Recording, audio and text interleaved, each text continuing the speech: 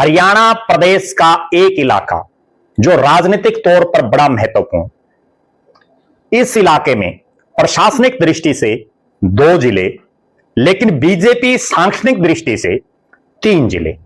लेकिन इन तीनों ही जिलों में जो बीजेपी संगठन ने बना रखे हैं, बीजेपी की 0 है, यानी ना लोकसभा में कोई सीट, ना विधानसभा में कोई सीट। अब उस 0 को तोड़ने के लिए बीजेपी ने झोंक दी है पूरी ताकत। जी हां, पूरी ताकत झोंक करके बड़े चेहरों को जिम्मेदारी दे दी है कि किसी तरह से 0 तोड़ करके आगे बढ़ा जाए। मैं जिक्र कर रहा हूं राजस्थान के साथ लगते, पंजाब के साथ लगते सिरसा, डबवाड़ी और फतेहाबाद।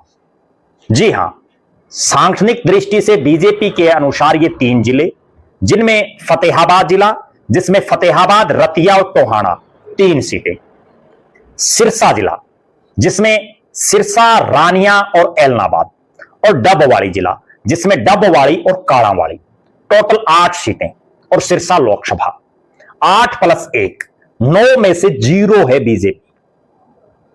कांग्रेस की सांसद है कुमारी शैलजा। फतेहाबाद जिले की तीनों सीटें कांग्रेस जीती हुई है। हालांकि अभी जो रतिया के कांग्रेस के विधायक हैं सरदार जरनैल सिंह, उनको पार्टी ने निलंबित कर दिया है। इसी तरह से सिरसा की जो 3 सीटें हैं, जिनमें 2 पर कांग्रेस और 1 रानिया से इनेलो। इसी तरह से डबवाड़ी की 2 सीटों में 1 इनेलो और 1 कांग्रेस, यानी बीजेपी बिल्कुल 0 साफ।